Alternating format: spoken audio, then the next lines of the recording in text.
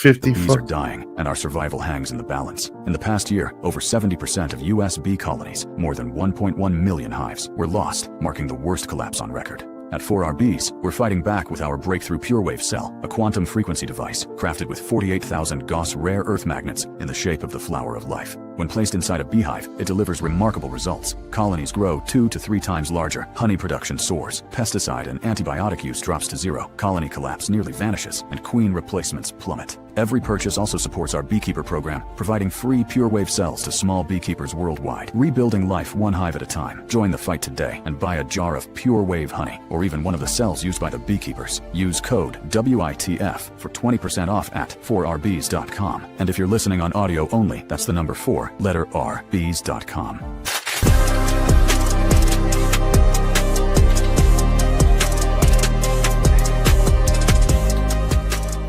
Where in the Folk is not and should not be viewed as a news source. Any names, places, or likenesses mentioned are purely fictional, and any information discussed is purely speculative. Guest opinions are their own and do not reflect those of anyone else. Where in the Folk is not responsible for content accuracy of any stories that are told or what people do with these stories. This show is vulgar, sometimes graphic, and due to its content, it should not be viewed by anyone actually.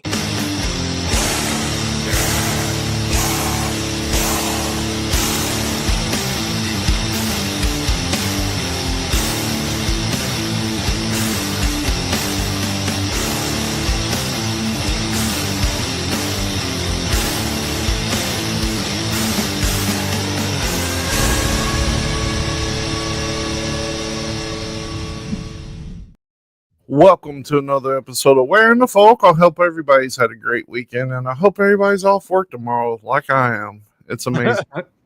And thank you for joining me. My name is Cecil, and you got the queen of our hive totally with us today. It's a greatly did. So we're giving you a little bit extra this week. We had so much stuff that it's just we needed an extra episode. Yep. And if you haven't watched our episode with Mons that we had on Friday, go check that out and go buy her book 20 and Done. I think it was 20 and Out. Yeah, 20 and Out. 20 and Out. I ordered it. It's not came yet. I'm sure it's going to be great.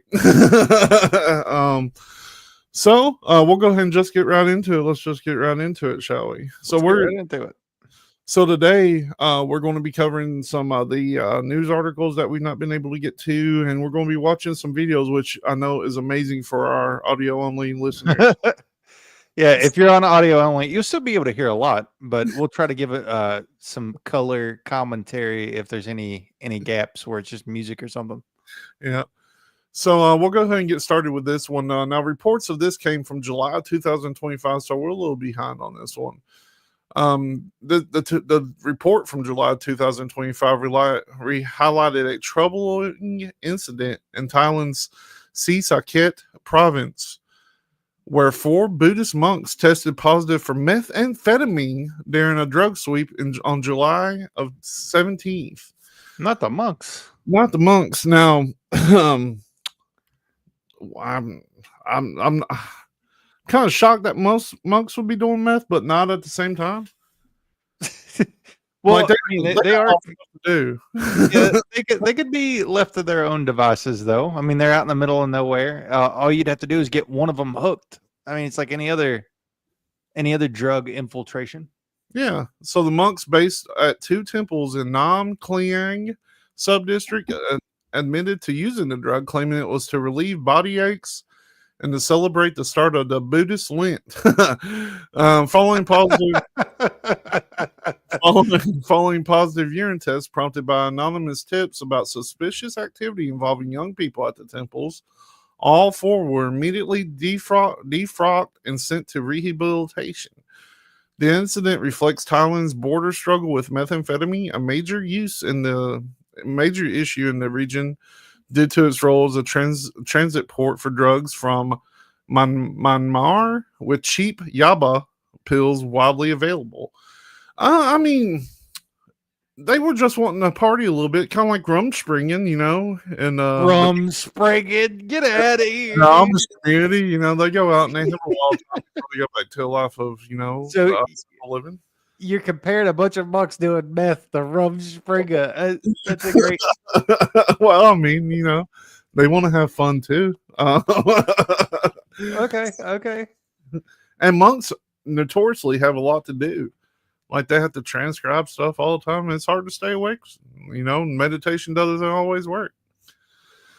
So this case echoes a 2022 incident in the Phectabong province, where all 4 monks at the temple in the Bongsang Fan district tested positive for methamphetamine at that time as well, leading to their defrocking and rehabilitation.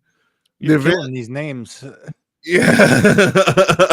I don't know if they're right or not. The event, part of the national drug crackdown, raised concerns among villagers about continuing religious practices like merit making. Thailand's ongoing methamphetamine crisis, fueled by record seizures and regional trafficking, has led to the increased scrutiny of even revered figures like monks, with multiple scandals eroding public faith in the Buddhist clergy. I mean, meth isn't a clean drug. I don't know. I'm trying to figure out how to keep the monk brotherhood uplifted in this time, but it's really hard to justify meth use. Yeah, definitely is an epidemic, I think. Yeah, if it's reached the monks, it's an epidemic for sure. Thailand, Thailand is known for a lot of things. I guess the party thing has escalated amongst other things. I don't know. That's a fun story. There's monks in Thailand that's getting wild and Hitlered out on meth. I don't know. A good way to describe it. My whole thing about it is they're supposed to be spiritual beings, pacifists. How are they maintaining that lifestyle while doing meth? Is that even possible? Well, I mean, you could stay up for 10 days meditating. Yeah. You start seeing stuff though after a while. Maybe that's what they want. Yeah, that's true. Maybe this is helping them get that full enlightenment. What's it called once you meditate so much that you transcend, but your body stays alive? What is that? It's enlightenment. Yeah, when it reach enlightenment. Yeah, like Buddha. Yeah, like Buddha did. So maybe that's what they're doing. They're just trying to rush along the process. I don't know. If there's any monks out there that do meth, go ahead and email us at witf@gmx.com, and we'd love to speak with you just to get your intake on what's going on there. And again, that's witf@gmx.com. We'd love to have you on. Great. Yes. Yes. We would like to talk to you. Yeah. But on that same note, we're here. We're taking time out of our day to bring you all the conspiracies, all of the stories, to watch videos and talk about current events and all that good stuff. Give us a follow wherever you're listening. Yeah. I skipped church for this. So archaeologists found a entirely new language among the ruins of ancient empires. Now, the language thing, I'm sure when Babel fell, there was all kinds of languages that spread out across the world, if you believe in that story. I believe in it. I think that at this point, anything's possible. Hey, Linda. I didn't know if you'd be able to join or whether Morgana was able to get the word out, but we're doing a surprise Sunday show. Yep, Sunday Fundy. We used to call these lazy Sundays where we didn't do anything. We grill and drink pina coladas. White Russians. Horrible. Mondays. Yeah,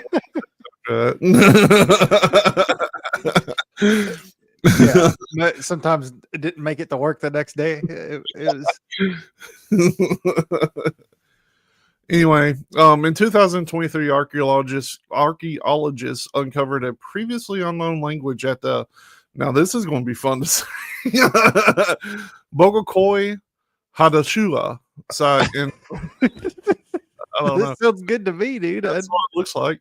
site in north central Turkey, the former capital of the Hittite Empire, The which Hittites. the Hittites, almost a Hittite, but it's Hittites, the Hittite Empire, which ruled from approximately 1650 to 1200 BCE. This was before the Common Era, I think. Okay. I don't know. This discovery, detailed it in sources like Popular Mechanics News Weekly, was made during excavations led by the Andreas Schachner of the German Archaeological Institute. The new language, referred to as Kalasama language, after the region near modern-day Bulu and Gurdi, was found on... That's a lot of words. That's a lot of words, man. Was found on the cuneiform tablet containing a ritual text. The Hittites, the Hittites, known for recording foreign rituals, preserved this language alongside others like Hittite, Luwian, Palaic, and Hattic. Among the roughly 30,000 clay tablets unearthed at the UNESCO World Heritage Site, while the text remains undeciphered, it belonged to the Anatolian Indo-European family, showing similarities to Luwian, spoke in the southeastern Hittite Empire. Jesus, buddy, won't you give me something with stuff hard to say in it? I didn't mean to berate you with with words, dude. We know you can't read real good, so we'll just give you all this. Yeah. Well, I'll do everything. It was character assassination. Anyway, the find highlights the Hittites' unique practice of documenting diverse languages and rituals, reflecting the multicultural empire. Daniel Schwimmer and experts at Julius Maximilian's Universität Wurzburg note that the interest in preserving foreign traditions, likely for diplomatic and religious purposes, the Kalasama language offers a glimpse into the linguistic diversity of Bronze Age and Anatolia, a region rich in language due to its mountainous terrain. Ongoing excavations yielding 30 to 40 new tablets annually. That's crazy. Yeah. Suggest more. Do you believe it? Do you believe that? Yeah, for sure, man. Like, think about the Library of Alexandria or whatever. They say that burnt down and set back humans for 1,000 years or whatever. I firmly believe that we still have that, and it's highly likely that there were other libraries in different regions that were just as massive. Yeah. So Yeah. I got you. I'm just like, that also leaves the door open for them to say whatever they want to was found. You know what I mean? Oh yeah, 100%. And the thing is, out of what 30,000 they said they found, we'll probably actually only see pictures of like 30 of them. Yeah. You know what I mean? Yeah. Because it's so much that is probably on these tablets that refer to like these forgotten past and hidden histories that we'll never see it. That'll be whisked away to the Smithsonian. Yes. To sit in warehouse 18 or whatever, you know. But anyways, it suggests that there may be more that may emerge, providing shedding lights on the Hittites' interactions with neighboring regions. This find underscores the empire's role as a linguistic and culture crossroads, with tablets' ritual context hinting at its significance in ancient practices. I mean, we know that there's hundreds, if not thousands, of dead languages already. True. There's languages still dying to this day. Like, there was a guy, he might have passed for not too long ago, that still spoke one language that nobody else spoke in, like, on a North Carolina island. Yeah, he was like the last speaker. Yeah. So dead language. Yeah, so things like that go away constantly. So it's not strange to me that a new language has been found, you know, or new alphabet or anything like that. I'm sure there's all kinds of stuff like that. Think about the rock in our hometown. It's got alphabets from multiple different cultures across the world. Well, who's to say that they think they know what it's talking about, and they had that little graph, but who's to say that that wasn't language that was cultivated using other languages? Yeah, It could true. be something completely different. So, True. oh, True. true. Let's see what else we missed. That story was a little old because we literally have 45 minutes on Fridays to pack in as much news as we can, and we try to hit the most crazy stuff that's time sensitive on our Friday shows. Oh, So yeah. some of this stuff got pushed to the background. One of my personal favorites that we haven't hit yet is the first Australian made rocket crashed after a whopping 14 seconds in flight. And this is actually at the end of July. Australia's first domestically designed and built orbital rocket named Ares crashed just 14 seconds after liftoff during its maiden test from the Bowen, not to be confused with Boeing, but Bowen orbital spaceport in North Queensland. It was developed by Gilmore Space Technologies, and it was a 75-foot rocket that intended to carry satellites into orbit. Nice. But yeah, the launch, it was supposed to take place at 8:35 local time. It launched all 4 hybrid propelled Sirius engines, achieving 23 seconds of engine burn time. However, the rocket lost thrust due to a back-to-back engine failure of those hybrid propelled Sirius engines, and then crashed vertically back to Earth, producing a huge fireball and plume of smoke. Are you serious? But yeah, they estimated, let me see here. Let's see, backed by investors. Oh, they got a grant of $5 million and $52 million in 2023. So they've got $60 million, and this was what the result was. There was a movie that Billy Bob Thornton was in. I don't know if you ever watched it, where he played a guy that was getting ready to be an astronaut, but something went wrong, and he couldn't pass the medical check anymore. So he built a rocket in his backyard, and then went to space. And he did it for extremely cheap compared to what they spend. And there was a part in it that I feel like mimics human, like the real life situation, where they said, "Do you think that they're going to let you get in space with this rocket that you made for whatever the amount was when they spend this much money on them every year?" Yeah. Yeah. So, Or at least like throw you in prison or something. so $56 million for a rocket plus the $5 million grant, $61 million compared For 4 to seconds. yeah, well, compared to what we spend too, I wouldn't it wouldn't go far beyond my mind if this wasn't sabotage that fell.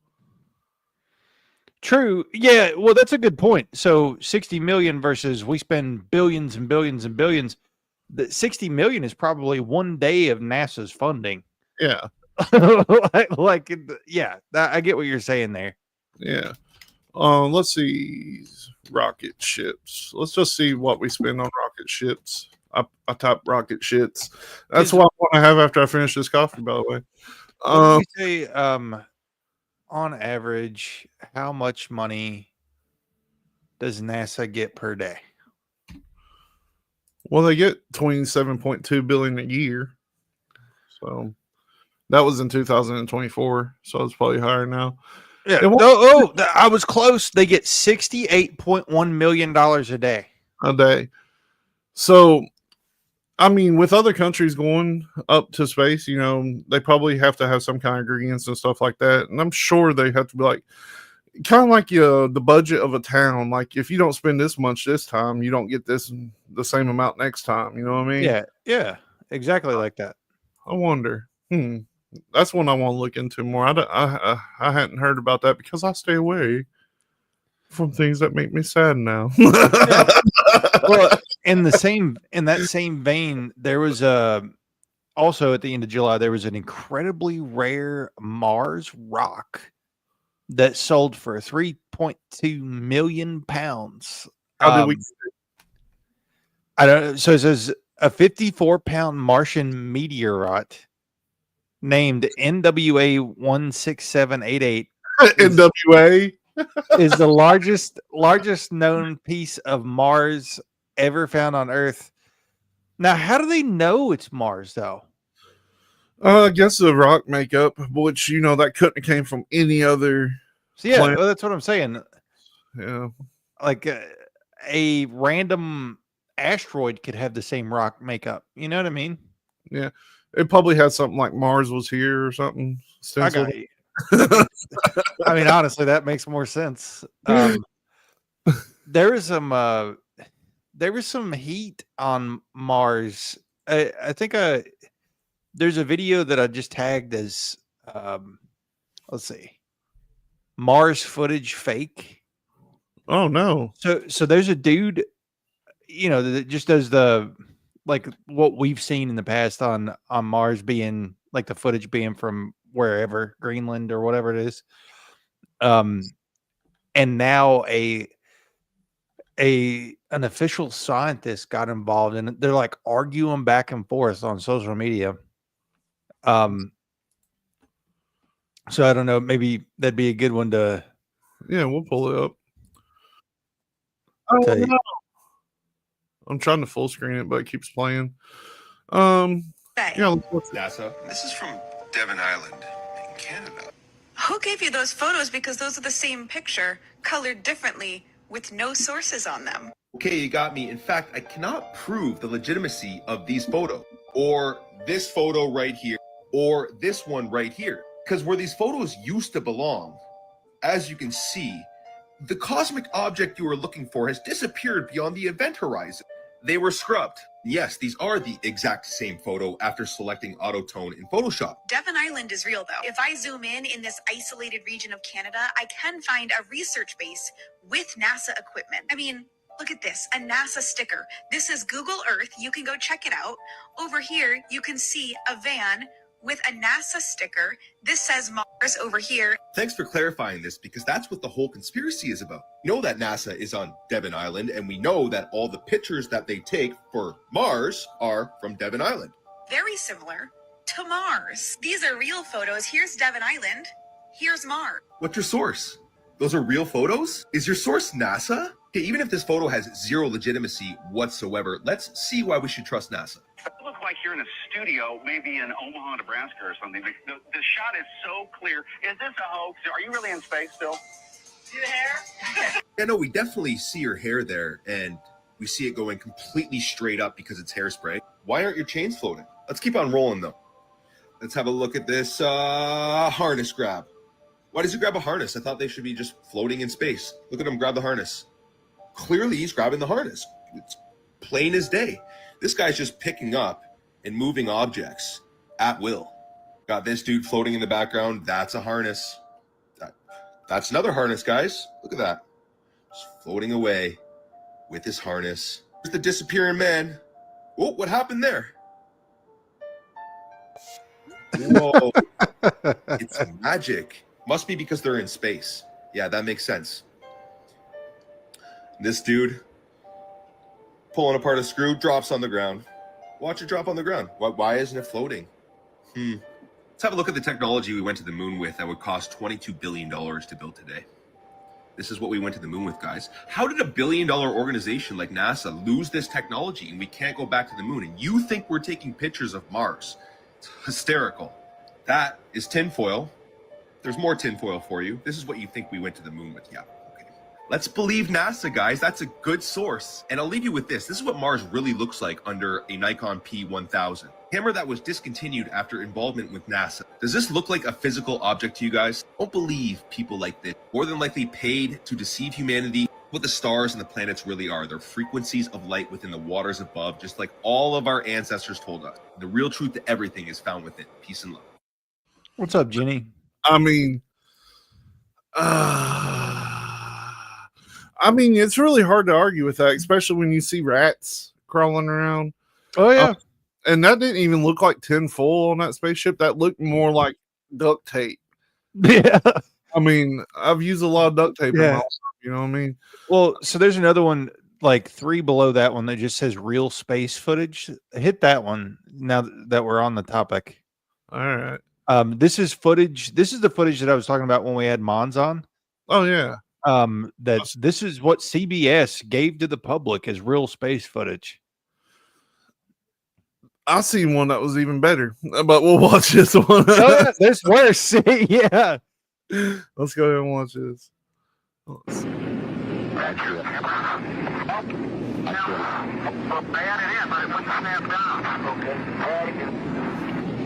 Actually, it's a link along that tether line. You see there, 25 feet of umbilical cord. That contains the life support system and communications link from the spacecraft life support system out through that chest pack.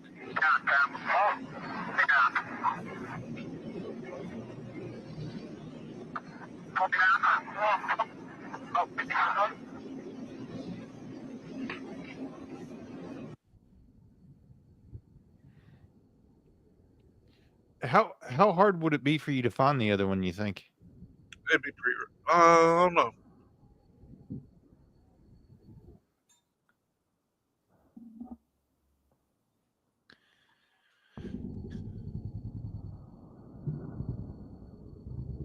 Do you have that paused? Oh, they was just standing still. It just didn't look. I mean, No. that looks unbelievable. But I think I know which one you're talking about. Are you talking about the one that looks like the backdrop is from the Wizard of Oz? Yeah. I can't find it. Let me see if I can find it real quick. While you're doing that, we'll go ahead and go back to another article because this one I read while you were reading that one because I can multitask like that. It touches real near and dear to my heart. Let's see. Now this seems like something that may have happened to me when I was a degenerate and working in a pizza place. So let's see what this beholds here. In October of 2024, a bizarre incident at the famous Yeti's Pizza in Stroudsburg, Wisconsin led to at least 85 people experiencing THC intoxication after consuming food prepared with THC-infused oil.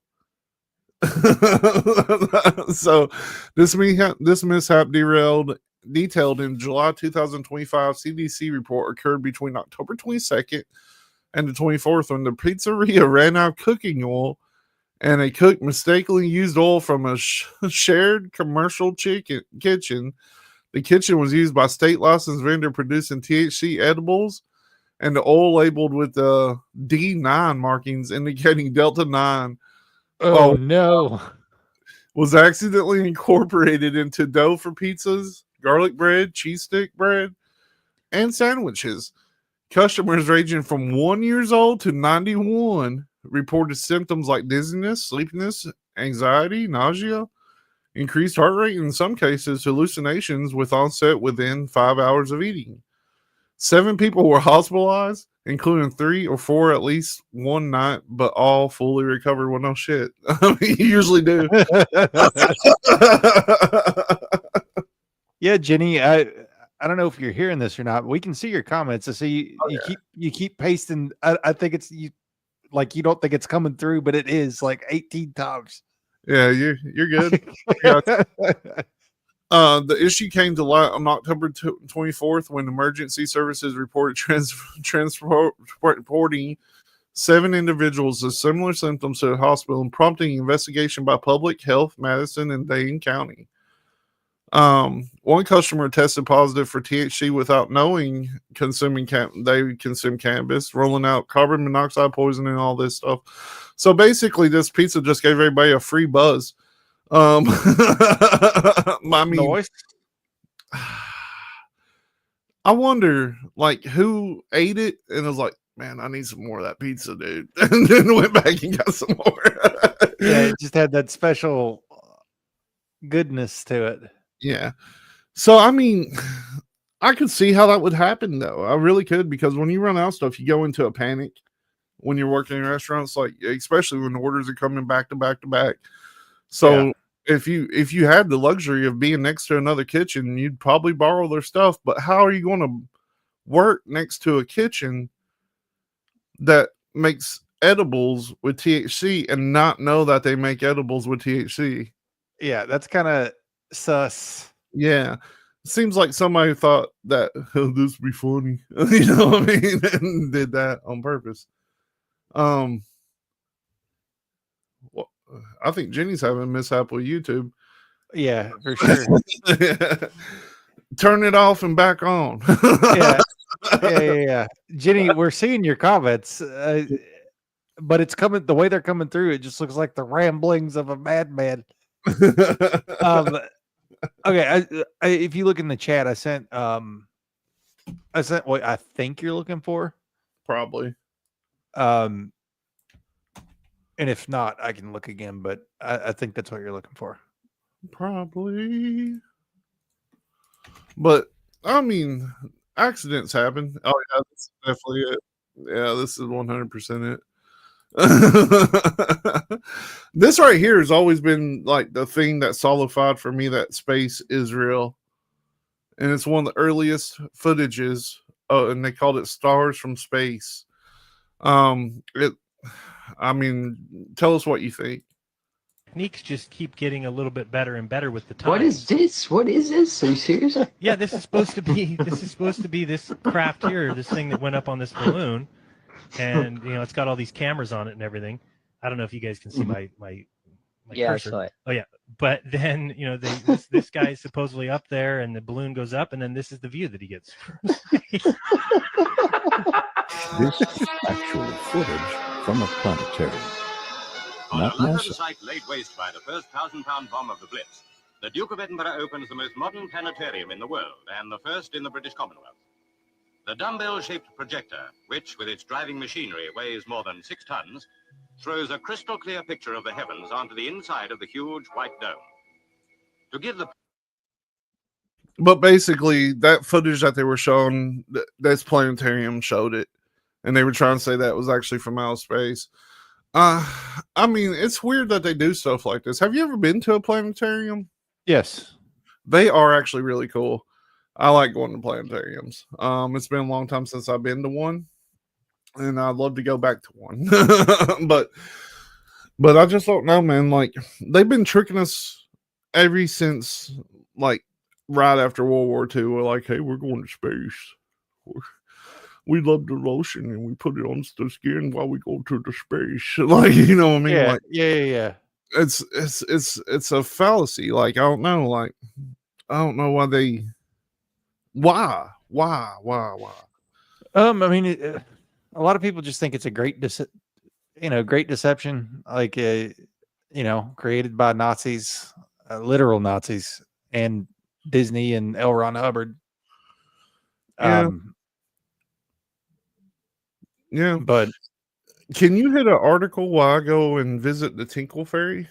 Yeah, let me because if I don't, then I'm gonna be sitting in a wet seat. Let me navigate back over. But yeah, you're good to go. All right. And I'm looking here. Okay,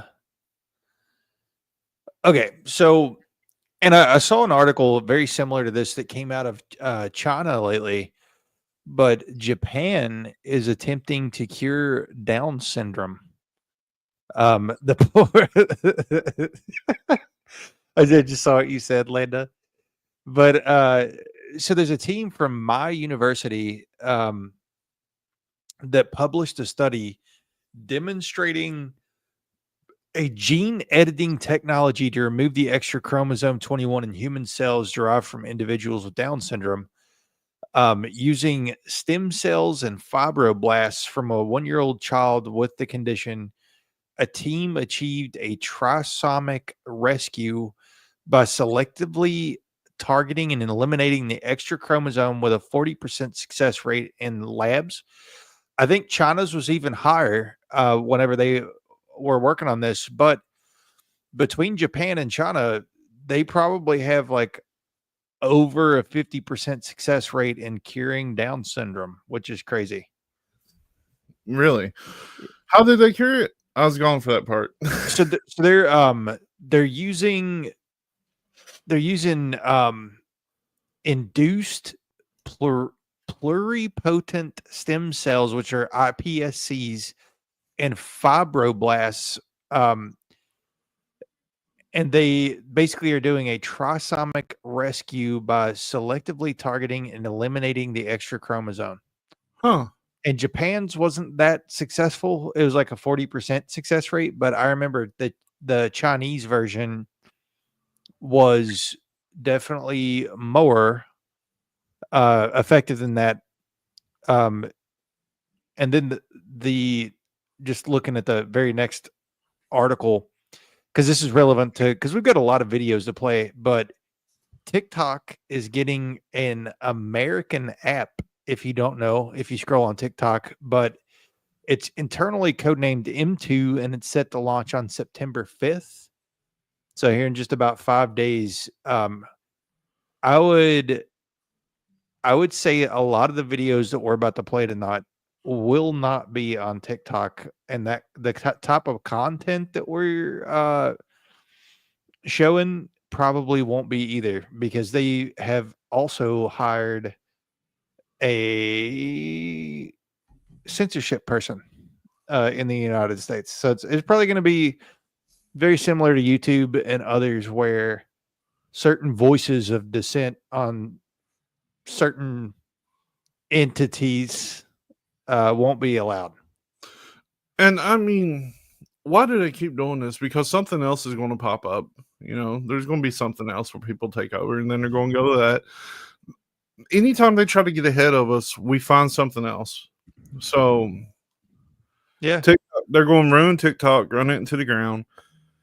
Which, I mean, I'm not huge on TikTok anyway. I watch it for about 15 minutes a day when I'm in the bathroom. I don't think anybody can argue, though, that it's one of the last places where people can do true conspiracy content without fear of getting yeeted. Yeah. Twitter's probably back to number 2. Yeah. But Twitter's not the same. Like, it doesn't capture attention like TikTok does. No.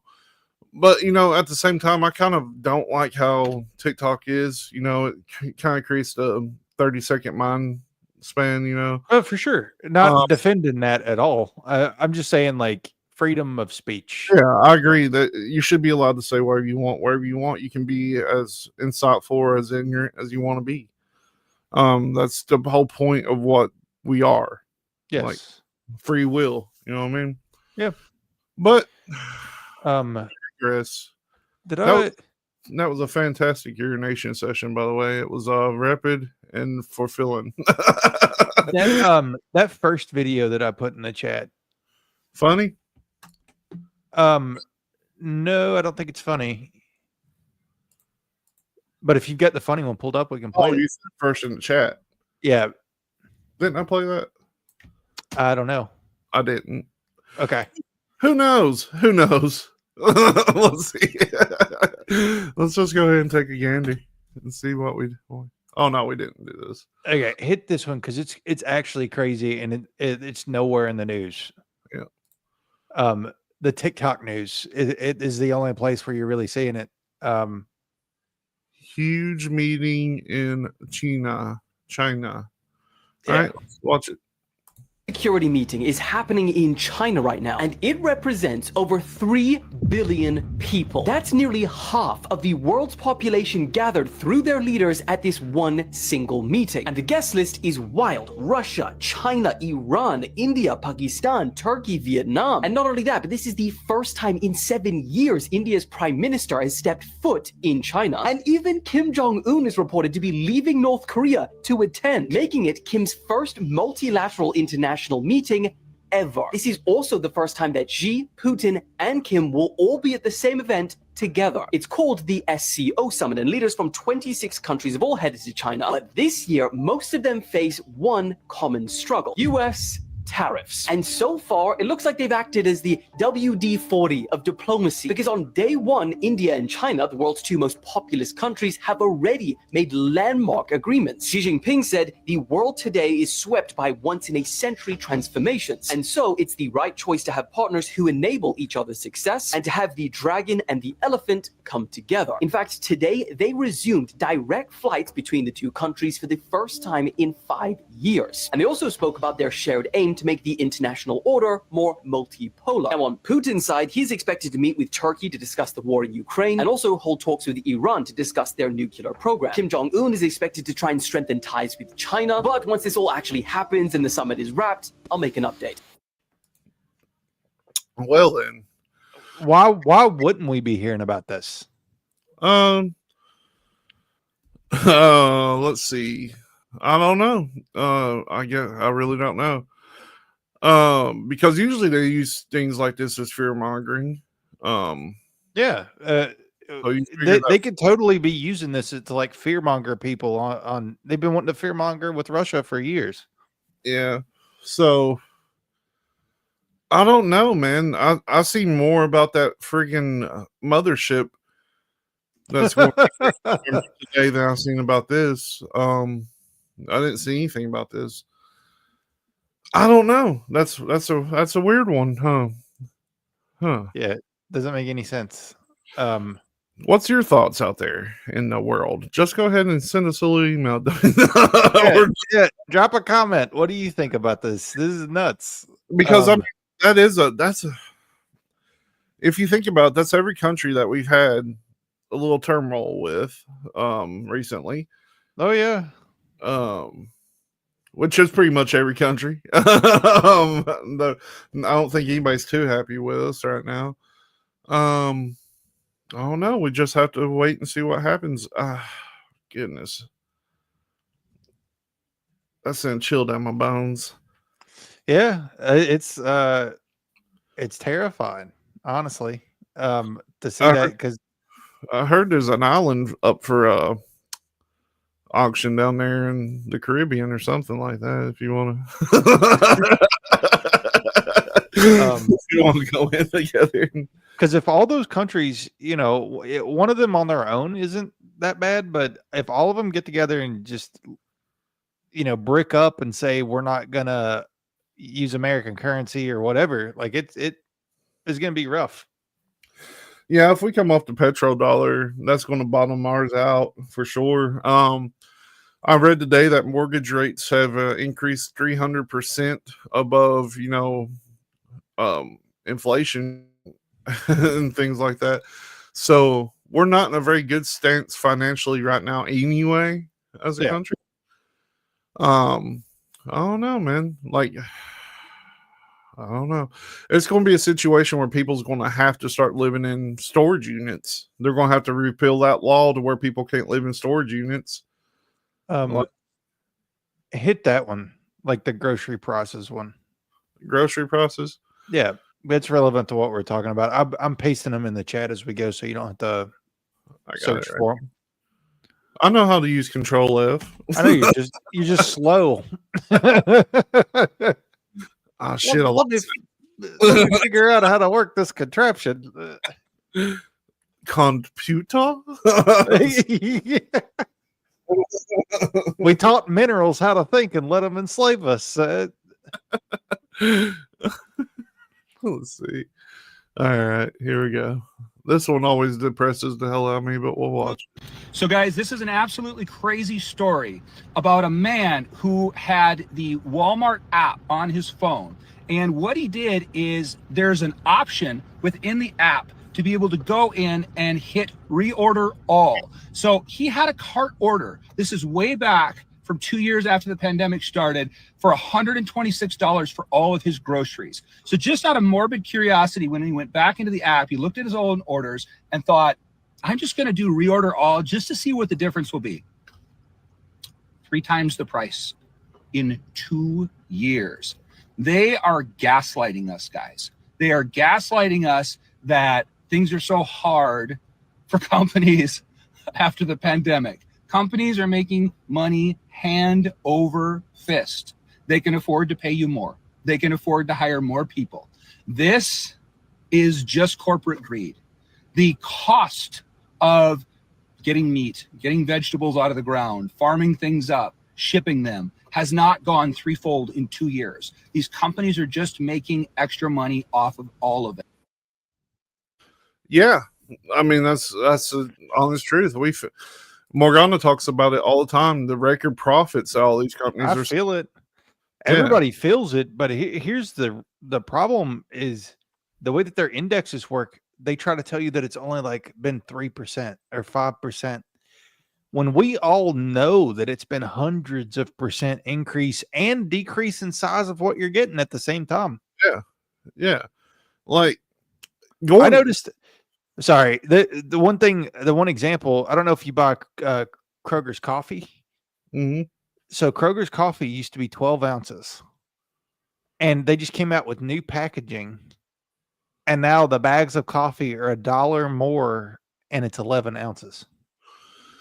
That's just one example. Just one example. Well, the coffee that we buy has actually stayed the same, but the coffee we buy was expensive back then. Yes. So it stayed the same. But I mean, other things like you can see it in fast food, like fish fillets, for example. Oh God, they're so much smaller. A fish fillet used to be what, $2.99 in 2020 or something like that. It's about that big. It's a good size sandwich. Now it's like $4 or $5, and it's like it looks like a slider. Yes, it is the size of a slider. It's nuts, man. Like, I don't know. Used to, I'd be like, I don't care, pay $1 extra as long as they give me the same shit they was giving me before. Right. But now they're not doing that. They're making me pay $3 extra and giving it half of what they was giving before. You can't go to fast food, at least for two people. I mean, two people, if you're getting combos and stuff and sides, it's going to be $30. Yeah. And you might as well just go to a mid-tier restaurant and sit down and eat. It's going to be $40. Yeah. And you're possibly supporting a local business. Yeah. Well, I mean, a prime example of that is around here, two combos, like you said, $26 to $30. But we can go to a barbecue place, which used to be fancy, and like, oh, that's a weekend thing. It's $19. Yes. Like, and honestly, at this point, it's almost become an imperative to support small business, because you look at every town, and this isn't just a Midwest problem. This is an American problem where every town's local culture is being destroyed by businesses that are globally owned. Like McDonald's is just an easy target, but all of your local restaurants are just being outpaced by these conglomerates and oh Lord, I just completely spaced out. The private equity firms is what I was trying to say. That's exactly what's happening. That's what's destroyed the home marketing right now. I know where they bought a house. Now, this isn't always on private equity either. This is on just general greed, it seems like. There was a house down the road. Somebody bought for $45,000. It was in bad shape. They fixed it up. They probably poured 40 more, maybe 50. Maybe 50,000 into it. So, around 100, 110, $120,000. They got it up for sale now after they flipped it for $375,000. Yeah, what's crazy is they probably didn't even put their own money into it. You can borrow that from the bank too. Who is going to buy it though? Somebody, and that's the problem. Is like, it's like demand is just turning a blind eye to the supply here in these cases. Like that house should sit and rot until they priced it correctly. And it's not a mansion, you know what I mean? Like, used to $375,000 in this area of the country would buy you a fucking huge house, 6 bathrooms, fucking 10 acres of land, like all kinds of stuff. Probably have a pond on it with some fish. Yeah. Like, that's not, this house is barely bigger than ours. It's nuts. Yeah. Well, and that's what sucks is like everybody that got good house prices back in COVID. Yeah, you can make some money, but Where you you're gonna lose it all when trying to buy something else. Yeah, like our place here, it's went up probably 150,000, 150% Yeah. of what we paid for it. And we could sell it, yeah. And if we did more work to it and fixed up porches and did some landscaping, it'd be worth 200 or 300% more. But where in the hell are we going to live? I don't know. It's crazy. Well, since we just covered something depressing, I think we need to play a funny. we need to play a funny and then get into more depressing stuff because we got up to that. All right. So the funny is actually a funny. The funny's a funny, yeah. Okay. Let's see It's a cartoon somebody created about the state of the world. Okay. It's 24 seconds long. Let's see. It's a good 24-second investment, I promise. All right. Damn it. I'm just going to pull up and then start it over. War profiteering is my passion. Selling weapons makes the economy strong. Bombs and guns are good for business. The more countries we invade, the more regimes we overthrow, the happier I feel. Without war, there would be no chance to make peace, and no chance to make money. When our military is strong, my portfolio grows. Who cares about those other countries anyways? That's fine. But yeah, I mean, that's I guess that was funny. It's very true. It's a very true statement made by a little adorable cat named Momo, it looks like. Momo. Momo the kitty cat. I don't know, like war profiteering is something that's never going to go away. Like, even if we got the people that were at the hierarchy of this, there would be somebody else that would come along and take their place. Oh yeah, there would have to be almost like a global watch of any bad actors that popped up after some sort of peaceful event, but we're never going to have that peace. No, not like that. No, ever going to have that peace. But I'll let you. This is kind of a pick your own adventure type show.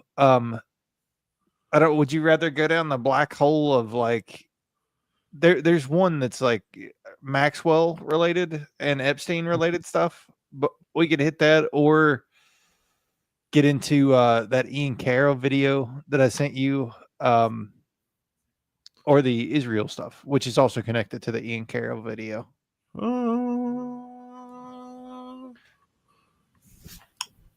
Can we start with Malcolm X on Israel? Yeah. Because I feel like he was probably the most real. Yeah. Yeah. He's literally killed for it. Yeah. I really like, out of all the historical figures from around that time, he's probably the most legit. Let's go ahead and watch what Malcolm has to say. You anti-Semitic? Anti-Semitic. You've many of the things that I've read about you, and you've made a mention a couple of times about the Jews and everything, and I'm wondering if you are personally anti-Semitic. No. How can I be anti-Semitic when the Arabs are half the Muslim world is Semitic? If I was anti-Semitic, I'd be anti-Arab and anti-everything else. No, I think that in this country, there's one mistake that the Jews make. They put themselves in a position where whenever anybody gives an objective analysis of the role that they play, they defend themselves by accusing you of being anti-Semitic. And a Negro is not anti-Semitic when he says that the man who's exploiting him in his community is white, because it is a white man who owns all the stores. Now, is it an accident that these whites who own these stores are Jewish? If it's an accident, then the fact that he says the Jew on the corner is exploiting me isn't an anti-Semitic statement. It's just more descriptive of the man who's exploiting him. I didn't expect it to be that.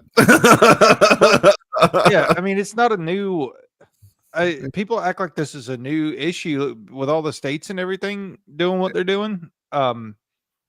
Anything from flag burning, which has been a huge topic lately, which I personally believe that's a freedom of speech act. If somebody wants to burn the American flag, let them.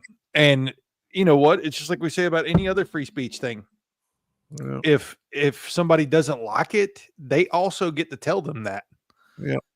And tell them how they really feel. Yeah, I agree with that.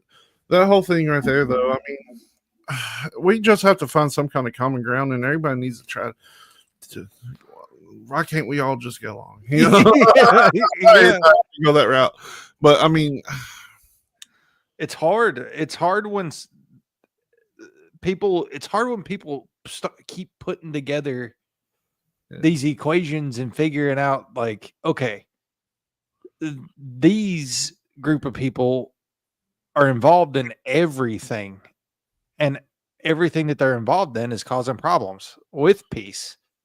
So people keep connecting dots, and I think that's why there's so much animosity at the moment. And it's continuing down the path. And I mean, here's the thing: none of our politicians are doing anything to really help that situation either. Like they keep delving further and further down, and creating these laws to penalize people for even talking about it is not helping anything. When I was younger, I was real into different religions and things like this. So I studied a little bit about certain different religions, and at the core belief of most religions I found, like especially the major ones, is everybody wants to be peaceful. They want to be left alone. But then we live in this world where people push extremists on both sides, on all sides. You know what I mean? Yeah. Like, yeah, and it creates these tensions that, if you go to the core belief of the religion, nobody wants it. Right. And I don't think it's your everyday person that's sitting in church or sitting in a temple or sitting in the synagogue. I think it is bad actors who are elitists and globally embedded into intelligence agencies that's doing this. I don't think it has anything to do with your everyday religious person. No. And I agree, Landa. They're doing crazy stuff in Texas. Yeah. But yeah, I get updates quite often from people I know down there. Yeah, it's getting crazy down there, and it's going to, because I mean it's right there at that whole precipice of where that whole thing's happening. And I used to be totally against like elimination of the borders and stuff. Like I was like, why don't people just stay where they want, where they live? Now I think, why not just open it up and everybody can move freely back and forth to where they want to be, and just be done with it and use it as one uniform economy. Nobody's going to agree to that. No. Nobody. No. Because I mean, I would love to dip down and live in Mexico at this point. I mean, there's some nice places down there. Real estate's cheap. Cheap. Yeah. Yeah. I'll come retrieve your body. I mean, it is what it is, though. But yeah, I get what you're saying. I understand the sentiment of wanting everybody to get along. It's just it's the same thing where it's like, if we both say we're going to lay down our weapons, everybody has to do it and can't like secretly keep a machine gun behind their back. You know what I mean? Exactly. For when everybody else puts the guns down. Exactly. And like, I don't know. I just like the allure of living in a place like that, because the alternative is living deep in the woods with nobody around me for miles, or living in a desert with nobody around me for miles. I want to be alone in my elder age. And it'd be nicer to be in a desert because you can see people coming from miles away. True. True. Anyway, I see you got Ian's video pulled up. This is crazy. This kind of connects what we were just talking about with Epstein. Yeah. But anyway, he's going to explain it all. If you want to hit it. Massive file leak that just happened from Ehud Barak, the ex-prime minister of Israel, one of Epstein's very good buddies. Thousands of his emails were leaked online. And like alternative sources are talking about it, but the mainstream media, totally silent. Radio silence. And I have spent the last, I don't even know how long, just going down the rabbit hole. And I'm about to take you with me. This is just the start. This is just preliminary reporting. There's a lot of files, and just figuring out how to even analyze them has been a whole process. But through that process, working with my buddy over here on one screen and the reports on the other screen, and getting AI involved to write code that would scrape and then combine and then analyze. By the end of this, we're going to get to how they were surveilling the Hillary Clinton campaign. Oh yeah. And Putin and Jeff Bezos, Bill Clinton, Benjamin Netanyahu, and there's links that will go to email reports. But first, I just want to tell you how we got here. Because when you actually download the leaked emails, they come from 2 different emails. But when you go into those emails, there is just this whole mess of folders. And in each one, there's more folders with different things. And each of these files is an individual email, right? But we're talking like 50,000 emails or more, each individual files in all these different folders. How the fuck are we going to analyze them? So lately, I've been playing with AIs in terms of helping find sources, helping dig through complex details and data, and helping get to primary sources. And or in this case, aggregate thousands of email files and turn them all into one file that we can search all at once, because they're not all in one place. You can't search them. Like there's nowhere you can go and type in Peter Thiel and have it find you where Peter Thiel is in the files. So I got on a call with my code wizard buddy. We got on here. He taught me how to use the most basics of Python, and he helped me out and did it with me. Crash course in coding, and we wrote out all this crazy code, and like, it's a long story. We'll skip it. But we wrote a program that would put them all into one JSON file. And then we got the JSON file, and it's real big. When you scroll through it, it's all of them extracted with critical information retained, like file names and file paths, day the email was sent, who it's from, who it's to, etc. But now it's searchable, and now we can put AI into them and have AI start scraping through it and be like, find me every instance of this or that, or look for patterns here or there. And that's where we stumbled across something kind of random that at first we thought was a nothing burger. Is in one of the little reports that it made summarizing what it was finding in the files, it mentioned Clinton and the Clinton Foundation and surveillance of the Clinton Foundation. And I was like, wait a minute. You're telling me that Jeffrey Epstein and Ehud Barak are communicating behind the scenes about surveillance on the Clinton administration? Please tell me more. And so then it wrote up this little executive summary. This is all AI generated, all about what it found about the Clinton Foundation. And this is where it gets complicated, because you can't just trust AI to just tell you the truth and not double check it. You have to double check AI.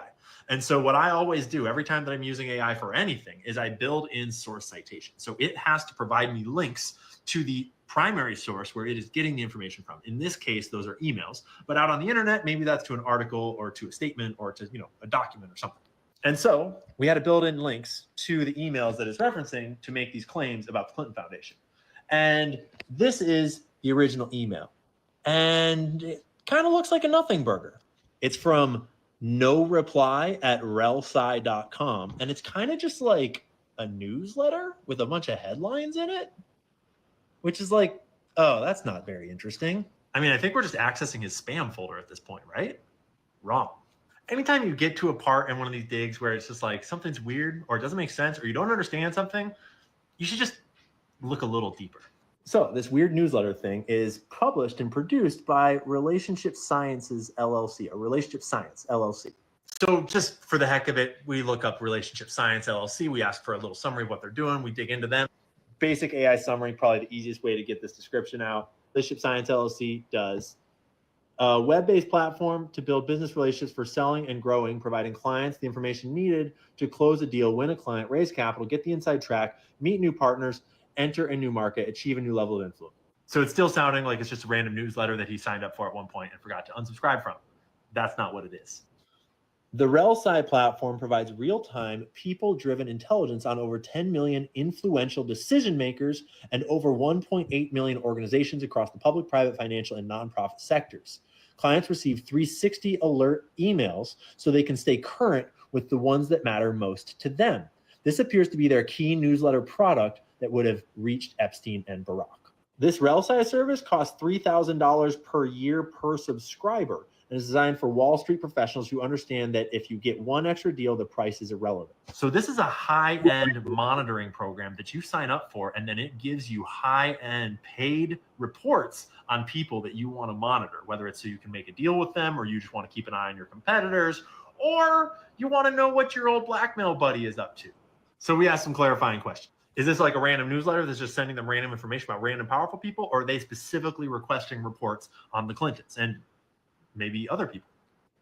Yes, based on how rel-sci services work, you would have had to specifically request monitoring of Clinton-related activities, and here's why, etc. There's all these filters. It's very customizable. It's very tailored and specific. So when Ehud Barak is receiving these rel-sci reports about Hillary Rodham Clinton, Bill Clinton, Hillary Rodham Clinton, Bill Clinton, Hillary Rodham Clinton, Bill Clinton, they're receiving that because they have paid thousands of dollars for this service and have specifically tailored their subscription that those are people that they want to keep tabs on. So naturally, we got curious and had the AI scrape the entire list of emails that was leaked and find every single email that came from noreply@relsci.com. Write up a little report, include links to the original emails, please and thank you. Do a little tweaking through version 1 and 2 and 3. And here we are. They were surveilling Hillary Clinton, specifically 39 different reports about her relating mostly to her presidential campaign in 2016. They were surveilling Vladimir Putin. They were surveilling Jeff Bezos, Bill Clinton, Benjamin Netanyahu, Bill Gates, Larry Summers, Michael Bloomberg, George Soros. The list goes on.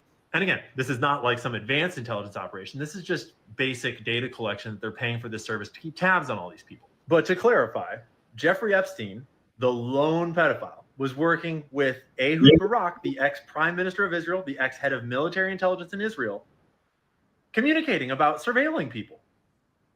This is just scratching the surface. That's just the first thing that I just thought was super interesting. I gotta still shower and shave. I literally just moved into this new library where we're gonna be building the studio. It's kind of getting set up. I think you can kill it. It'll take a second. We also, in one of our first.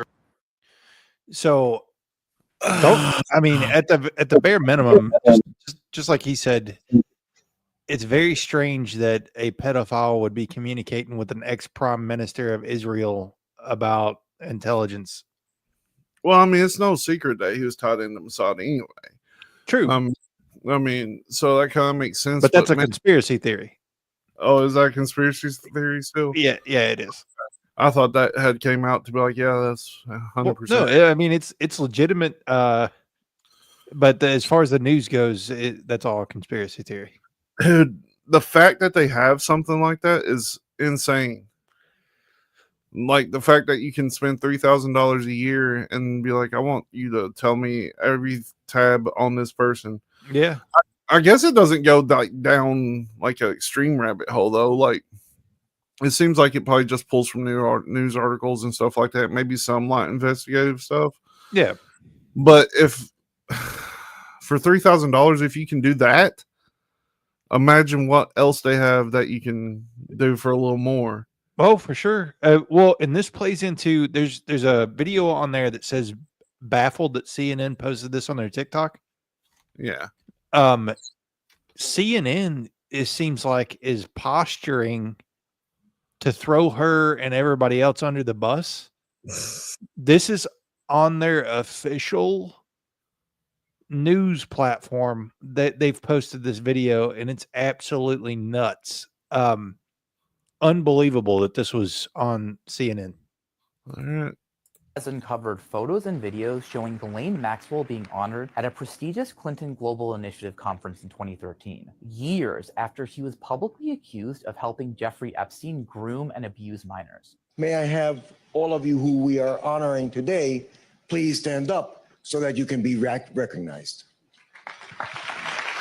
Maxwell was at the 2013 conference representing a nonprofit she founded, the Terramar Project for Ocean Conservation. Information reviewed by CNN shows Maxwell was on a list of people who were approved for complimentary access to the conference. And that access would have been personally recommended by either Bill or Hillary Clinton, according to a source familiar with the event. In response, a representative of the Clinton Foundation told CNN that 600 comp tickets were given out that year, and Maxwell's access was made at the staff level, which included former President Clinton's office. At the time that Maxwell was honored, British and American newspapers and tabloids had been covering Maxwell's involvement in the Epstein scandal for years, starting with a publicized lawsuit that mentioned her in 2009. In fact, she had been served a subpoena for that lawsuit while leaving a different Clinton Foundation event that year, which was reported at the time by the New York Post. The allegations surrounding Maxwell gained international attention in 2011 when Virginia Giuffre told the UK's Daily Mail that Maxwell had recruited her as a teenager for Epstein and had been involved in the abuse herself, which Maxwell denied at the time. But in 2021, she was convicted of 5 sex trafficking-related charges and sentenced to 20 years in prison. Clinton staff had barred Maxwell from events by 2011, according to a source and information that we reviewed, which makes her appearance at the Clinton Global Initiative 2 years later even more striking. But a representative of the Clinton Foundation told CNN, if that happened, it wasn't widely communicated. Maxwell was in Clinton's orbit for years, attending a reception for donors at the White House in 1993, and even co-hosting a fundraiser for Hillary Clinton's presidential campaign in 2007. A spokesperson for Bill Clinton told CNN, this is about someone working on ocean conservation, attending a charitable conference 12 years ago, along with thousands of other people. That's hilarious. As The we gaslighting. said, the Clintons know nothing about Jeffrey Epstein's terrible crimes. For the full story, go to CNN.com. Go to CNN.com. Oh my God, dude. I think that CNN put that together because of what we just watched that Ian was talking about. I think all these emails are getting leaked of Israel's former prime minister, and CNN's just trying to get ahead of it because they're also culpable of spreading, crazy news. You know what I mean? Yeah. I mean, and it could be a situation where where they've outlived their usefulness to the hierarchy, because I mean that kind of happened with the P. Diddy situation.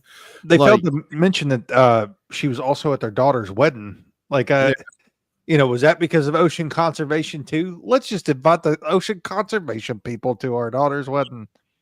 Yeah, and I don't know, man. It's so terrifying because even in our local town, like I've said it 100 times, I sent you a video from after this canceled city council meeting, of them screaming at one of the people like, "You pedophile! You did this to my family, and you got the nerve to go like," and it's running at like a small scale within the government around here.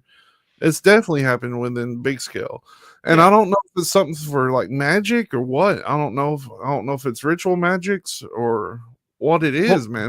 At this point, I just want to know why. I think you hit the nail on the head on where I was going to go next, but Stephen mentioned this, but Peter Thiel, the CEO of Palantir, is holding a summit to talk about the Antichrist. Wow. And I'm like, why would the leader of Big Brother software be wanting to have a meeting about the Antichrist? But while you, I'm going to let you play this one, and I'll be right back. All right. Peter Thiel is hosting a summit in San Francisco where he's going to be lecturing about the Antichrist for 4 days. Here's the invite, and as you can see, these lectures are off the record. It's just interesting because Peter Thiel believes that the Antichrist will force a suppression of technology, when one of the most common beliefs is that the Antichrist will not be one person, but a reoccurring manifestation of evil systems. You mean maybe like AI or surveillance systems like Peter Thiel's Palantir? It just seems a little contradictory. This is the guy that has been an advocate of various post-human technological solutions so that he could live forever. He believes in biodigital convergence, where robots have biological brains. And most importantly, he has been quoted saying, "We are creating God in the form of superintelligence." If you just say, what have we imagined God to be? What are its characteristics? We are building God in the form of technology. I don't know about you, but it feels a little bit like the wolf in sheep's clothing. I'm a Christian. Listen to me. Don't let them suppress my technology. That's the Antichrist. Anyways, I'm curious to hear what you think about all of this down below. I mean, while Tully's taking his urination. Oh, you're back. I fully expected it to be 15 minutes like usual. But, no. but I mean, she has a good point about it. You know, a boy crying wolf, like he's talked about creating gods and they're going to be our higher intelligence and things like this. To play devil's advocate, no pun intended. You know, there's always that belief that people don't believe anything until they see it. What if it's a situation where, you know, when Google was trying to summon the old gods, they actually did. And they seen, you know, what we would perceive as the devil. And now he's like, holy shit, it's happening. This is real. Well, you've seen the people who are like, we didn't create this AI. We're just tapping into it like we tapped into the internet. Yeah. So to me, it all comes like full circle into, you know, I think it's all connected. Like all the stuff that we're talking about, the Israel stuff, the Epstein stuff, the Big Brother software, all these political players, I think it's all just this interwoven spider web of terror. Like that's the real terror in the world. You know, hey, Steven. Very well could be. It's, I don't know, man. It's so crazy and it's so hard to know what to believe anymore. It really is. Like, it's just back in the day, everything was, you know, black, white, or gray. You know, now it's a spectrum. It could go in any direction, in any way. Like, even back then, you know, when as a conspiracy theorist back then, you know, I was pretty set in my ways. I was like, I know this is what happened in my own mind, so this is the way I'm gonna believe it. And now I can't even do that. Like, I can't trust the alternative things I found or anything like that. It's just, you know, you don't know what to believe anymore. And it's purposely done for some higher agenda, in my opinion. And I just don't know what it is. Like, I think we're going to find out. They've already got control of everything. Like, I don't know. Okay. Let's take a break before we get into the Israel stuff and just hit something that's a little more lighthearted, and I'll let you pick. So there's two of them left that are lighthearted, and that's the State Farm one and the Helen Keller one. Oh my god, dude! It's just I'm gonna pick the Helen Keller one because I want. Totally picks these videos, by the way. So it's not a joke. It's not a joke. It's just a dude who had a realization about Helen Keller, and I wish everybody would have these kind of realizations. Honestly. All right. So, anybody listening in my professional life or anything like that, I don't pick these videos. No, I don't pick them either. Peter Thiel gives them to us. All right, let's do this. I'll let y'all know, bro. About 5 years ago, I was zooted one night off of the yard, just sitting there, zooted. And I seen a video about it, and then I just got to thinking about it, bro. I was like, dog, this don't make no sense at all. You meaning to tell me this woman that couldn't see, hear, or talk was able to somehow figure out enough stuff about the world to where she was able to write a book, graduate college, fly a plane, public speaker. You a public speaker and you mute. Okay. Anyway, bro. So I just get to thinking about this. Then I started noticing the more people I asked about it, I'm like, bro, nobody can answer these questions. People talk about, oh, well, she learned how to communicate in Braille. Okay, well, Braille is for blind people that can still hear. She can't hear. So how did she learn Braille? She can't. So then they started talking about, oh, well, they were writing in her hand and they taught her stuff by writing in her hand and teaching her what it meant with the objects and different. Okay, how can you do that? She lost everything at 19 months. You are not conscious enough of the world at 19 months to know enough about stuff to where people can tell you about different objects and write in your hand and you put two and two together. You can't do that. Not to mention, bro, that they on here talking about the woman didn't believe in Shakespeare and she was racist. How the hell do you know this? How did this woman come to the conclusion? How did she study enough about William Shakespeare to come to the conclusion she don't believe in him? then figure out a way to articulate this back out to other people. How was a woman who I'm sure by 19 months, she don't remember a black person, white person, none of that. At 19 months, you go blind and now you into eugenics and you racist, bro. That's what, none of it makes sense, bro. And nobody wants to explain how. They just tell you, just believe. Just believe. Just be a dumbass. Go against your logical reasoning and believe. I'm not going for that, bro. I'll be down on going for that. I mean, he's not wrong. It is kind of weird. They said there was one point. It's very weird. I think they said they taught her through vibration of water or something and all kinds of stuff like that, which you have to have a reference point for things like that, I guess. Well, yeah, Landa, I'm just thinking, okay, if there was this miracle worker, why haven't they worked that miracle again? Is it because she's gone now, or is it really because we live in a different time in history to where this would be credibly challenged? Yeah. Like everybody would want to talk to this person, and she'd be all over social media and would be, I don't know, like either it was real or it wasn't. But I think if it were today, if there were faults in the armor of that story, they'd be all over the place. Yeah. And they are. That she's just not around to defend or not defend herself.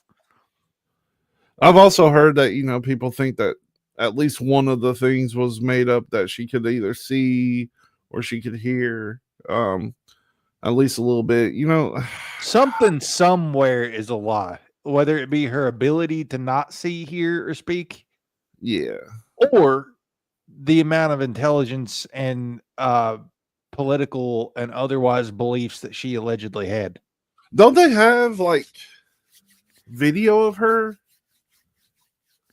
Well, yeah, there's like old videos of her, but not like talking. I understand that.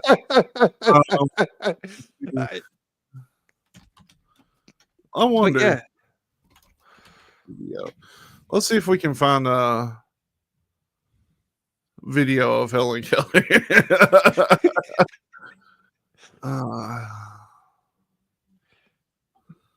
It says Helen Keller stars in 1954 documentary about her life.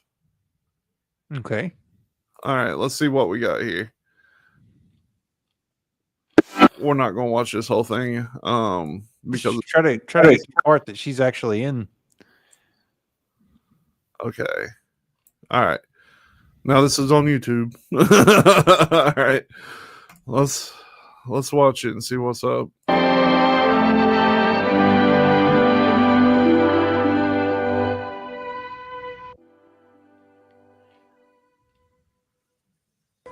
In this room sits a remarkable woman. She is Miss Helen Keller. She does not see the room or the book that she is reading. She sees nothing. She does not hear the rustling of the curtains behind her.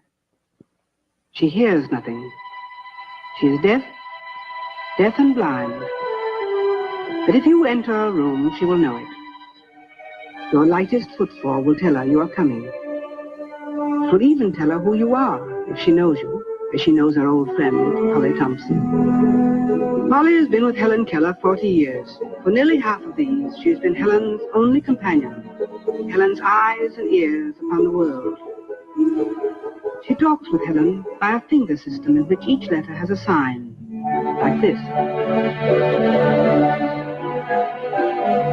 In reaching out beyond her dark and soundless night, Helen depends most on touch. Two other senses remain. There's taste and there is smell. Scent, the scent of objects and places and people, tells Helen much that we learn with eyes and ears. But her hand is her chief link with the outer world. Okay, pause it. If she did can't...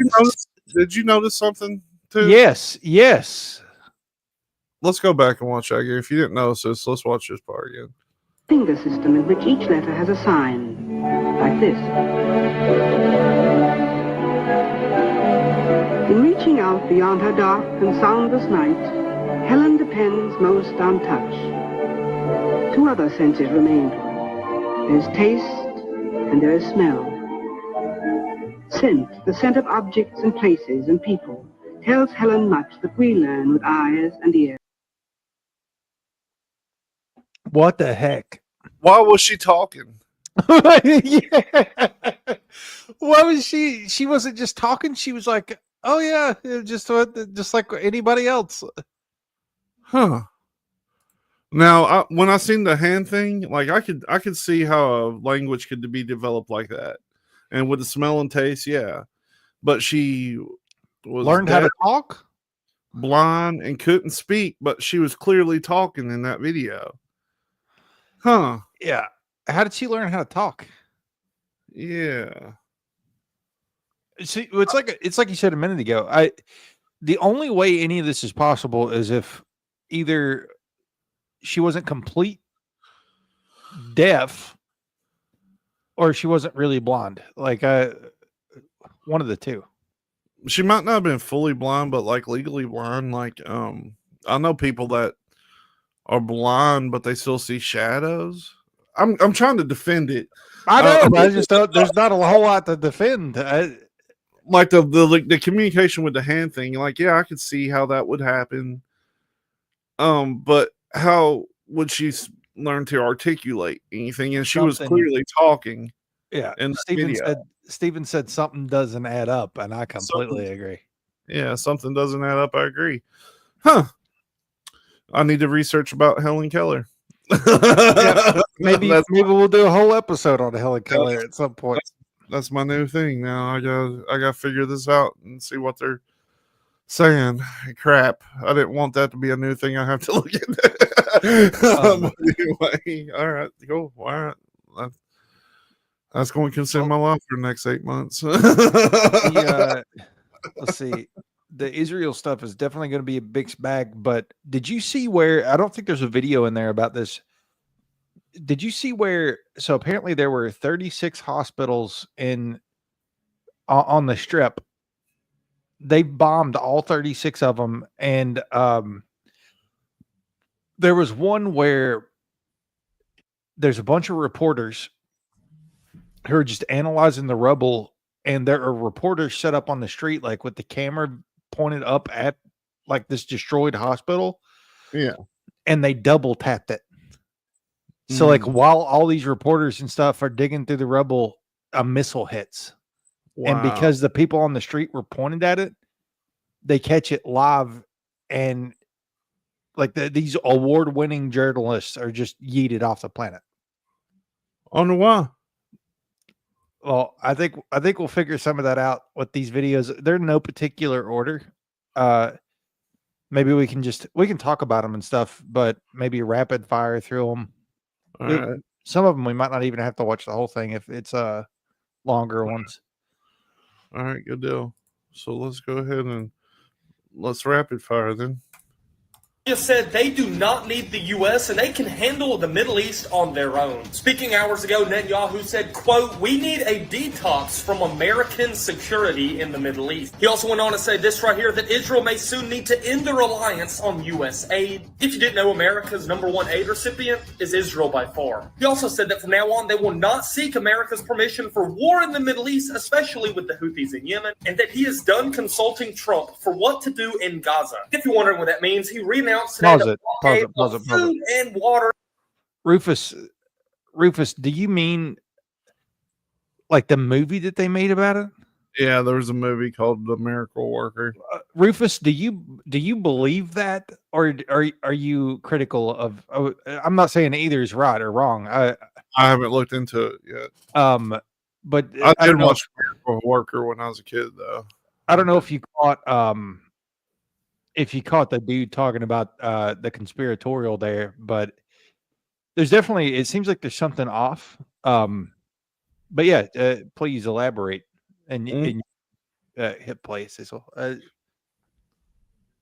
into the Gaza Strip with 2 million people. President Trump also canceled his visit to Israel and instead visiting Saudi Arabia, Qatar, and the UAE, which countries like Saudi Arabia don't even recognize Israel as a country. This is a 3-day Middle East trip. We were supposed to visit Israel, but that's not happening. Trump has said he will not let Israel drag the United States into a war, and instead will be seeking peace with countries in the Middle East, with or without Israel's permission. Breaking news, Israel has just said they do not need the U.S. and they can handle the Middle East on their own. Started over, I think. Ago, Netanyahu said, quote, "We need a detox from Yeah, America." you can kill it. He looped it for monetization. Yeah. But I mean, it's funny that they say they don't need us. Does that mean we get all of our money back? Like I might get to keep some moving forward. That'd be cool. I don't know, man. Like this, everybody seems to be cutting ties with us at this point, and I don't know. I'm pretty sure I know why. Everything's politically motivated and things of this nature. And the terrorists are a big thing to do with it. We're following this relationship into oblivion, is what it amounts to. Like it's like Scrappy and Scooby Doo. Like they're Scrappy, and they're getting us into these big potholes. You know what I mean? Yeah. No. I was looking it up. There was a Miracle Worker made in 2000, so I might watch that one again. I got the 1962 version on the wall over there. I'm just like what is the movie gonna show us? Something that it shows the whole thing, like how she started, how she met her, how she trained her to stuff, like taught her stuff and things like that. So maybe that'll break the clue. I have to research it. Maybe she learned how to speak in the Miracle Worker. Maybe we'll figure it out. We'll figure it out. We'll have an update on Helen Keller and our beliefs about that. But let's move on. The Helen Keller conspiracy. That's going to be the name of the episode. Real reason Trump wants to make it illegal to burn the American flag. So the Supreme Court ruled back in 1989, Texas versus Johnson, that burning the American flag is a form of speech that's protected by the First Amendment. But very recently, this is in the Israel Times, quote, a legal group hails breakthrough as U.S. judge equates Israeli flag with the Jewish identity.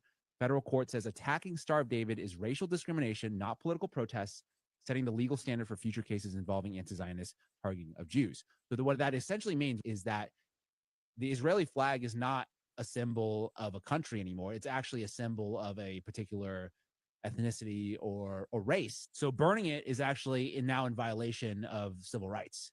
And a lot of people went online and said, wow, we are allowed legally to burn the American flag, but not the Israeli flag. That's very odd. And then, giving the whole discourse of like, oh, so, Israel controls America and this kind of thing. So I think this is a response to that, saying, no. You also cannot burn the American flag here as well. I think this is a cover for those policies that don't make any sense, that carves out, a little loophole for Israel. I think that's a good theory. Yeah, that guy right there, he does pretty good research and reporting. The burning the flag thing, flags should, I don't know. I think it's protected under the First Amendment. Yeah, I mean, even Johnson did it. You know what I mean? Like, with all these laws. Let's see. If you want to, just like with anything else, if you want to say anything, if you want to burn flags or whatever, like that's just freedom of expression. Yeah. Yep. All right, let's go. Not to say they're the smartest people, but that's true. You burned the flag of Israel in the United States as of today, August 17th. Okay, that one's a deep. A federal judge ruled that spitting. Yeah, it's just going over the same thing. Let's see. I just kind of threw everything that I saw in there. Yeah.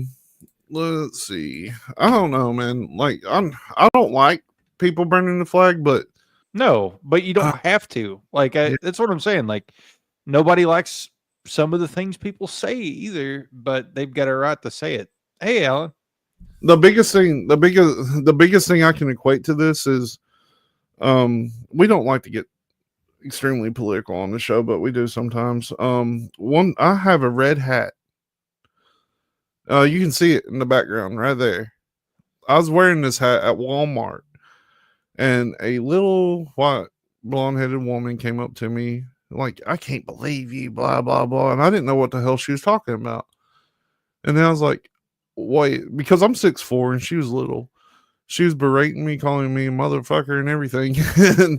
and I was like, "You mean this wrestling hat? That's a die-hard championship wrestling hat that I've had, that a friend of mine that used to be a die-hard championship wrestler gave me.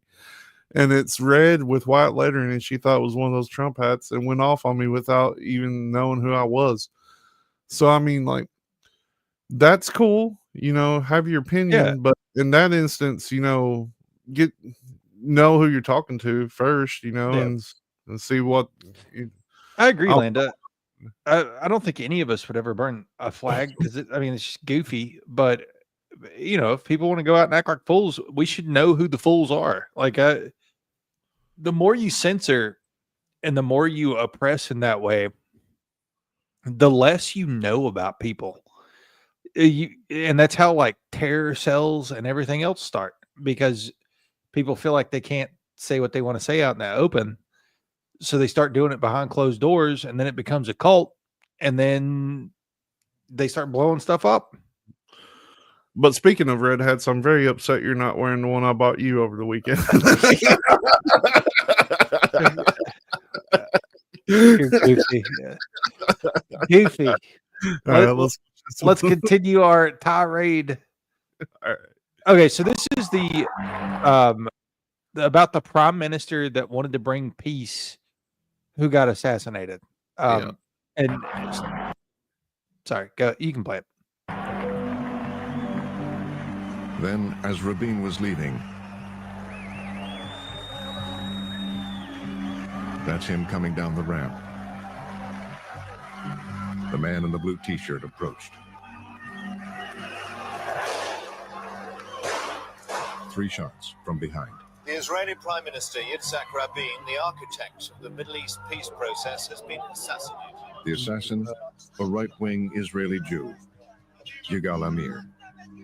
Truly shocking news from the Middle East tonight. Israel's Prime Minister Yitzhak Rabin has been assassinated. Evening spent dreaming of peace turns into a national nightmare. Outside the hospital, the crowd began to chant, "Bibi is a murderer." I'll give you one guess on who Bibi is. The sign says, "Bibi, Rabin's blood is on your hands." An assassin has taken yet another world leader away from us. It was just after the biggest peace rally in Tel Aviv. Rabin's widow blamed Netanyahu for contributing to her husband's death Yitzhak Rabin has also produced shock in the Palestinian community. and said so on worldwide television. Your husband pointed the finger at Mr. Netanyahu and said, "You must stop this." Yeah. So back to what you were talking about with Mexico, I think when you get people who want peace, and I don't know if you heard, but that guy held the biggest peace rally to date up to that point in time, and look at what happened. Yeah. They don't want peace, and it's the same spider web that we've been talking about for the last 40 minutes. Yeah. It's and the only reason they wouldn't want peace is complete control. I mean, yeah, I don't think it's political, like in the sense of like we're not traditionally that way, because they're all corrupted. I think it may be political a little bit in the way of like geopolitics, but just in the way of hits, like just constructs of control. Yeah. And I just don't get it. Like, they already have the control though. And like, if they just kept everything going at pace, then, it would be, they would still have this control. Well, now I think there's pockets. The summit thing that we watched earlier with the BRICS nations, mm-hmm. I do not think they like them. I don't think they get along. No, probably not. That's probably what it is. Like there's other governing bodies that are coming up, and Up and challenge. coming, yeah. But they're all ultimately after the same thing, and it's nothing's going to benefit the people that's the likes of us across the world. All of the Western intelligence agencies have been beating their chests since the 50s or earlier. Yeah. So I think all of this is a culmination of that chest beating that, and I don't know, the 70s, 80s, and 90s were a little bit different where people had a lot more trust in their governments. And, that guy got assassinated in 1995 for wanting to have peace. Yeah. I actually remember that. Yeah, I mean, and nobody blinked an eye at the time. But now with the world events, people are like, okay, well, now that you have a genocide going on, like just it's crazy.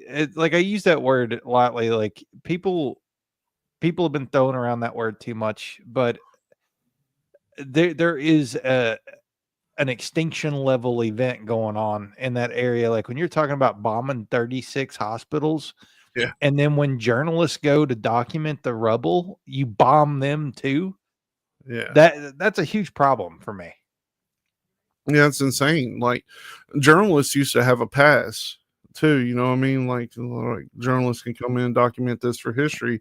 Yeah. Now it almost seems like we're headed for a reset, and they're wanting to erase everything before the reset does. Yeah. So that when the new chapter begins, yeah, it'd be harder for them to find stuff of this period.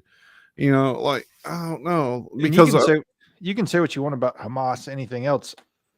That'd be the equivalent of like when reporters went in to document the towers on 9/11 if the government just bombed all the reporters. Yeah, exactly. Well, we got two more. Let's burn through these. Jeez. I'm gonna have a good night tonight. Let's see. All right. Israeli Prime Minister Benjamin Netanyahu's best friend owns Dua Lipa, Cardi B, Lil Uzi Vert, Kodak Black, Jack Harlow, Megan Thee Stallion, and many more, all controlled by Craig Kallman. Hang on. Who runs Cardi B, Lil Uzi Vert, Kodak Black, Jack Harlow? That's not Jack Harlow. That's hilarious. Stallion. Who is that? That's not Jack Harlow. B, Lil Uzi Vert, Kodak Black, Jack Harlow, Megan Thee Stallion, and many more, all controlled by Craig Kallman, who runs Atlantic Records. Atlantic Records is run by AMG, which is run by Elliot Grange. Elliot Grange is the son of Lucius Grange, who happens to work with Drake and all of these famous celebrities. AMG is owned by Warner Music Group, whose chairman is Michael Linton. Warner Music Group is owned by Axis Industries, which is a holding company owned by Len Blavatnik. Guess what everyone in this video has in common? What? I don't know. But that is odd, and that makes more sense now how BB's getting on these huge podcasts. Yeah. He owns he's got ties to the biggest industry, the biggest industry in the world of entertainment. Let's watch this oldie, and let's hear what Harry has to say about it. Several other people in the country. Oh yeah, this among the Jews, Zionists particularly. What? I think this is when it was established. Like he's talking about the establishment of several other people in the country, even among the Jews, the Zionists particularly, who were against anything that was to be done if they couldn't have the whole of Palestine and everything handed to them on a silver plate so they wouldn't have to do anything. It couldn't be done. We had to take it in small doses. You can't move 5 or 6 million people out of a country and fill it up with 5 or 6 million more and expect both sets of them to be pleased. All right. Isn't that crazy to hear? That was a president, by the way. Yeah. Oh, dude. Fill in for a second. All right. I have to think again. But yeah, it's just crazy that I don't know. It just keeps it seems like it keeps reoccurring and history repeats itself. But let me share and see if we can't get something going here in the last little bit. Um let's see. And I'm not sure. Oh yeah. Okay. No. Let me see. I don't know if we have audio though. Let me stop sharing. Cecil left me hanging.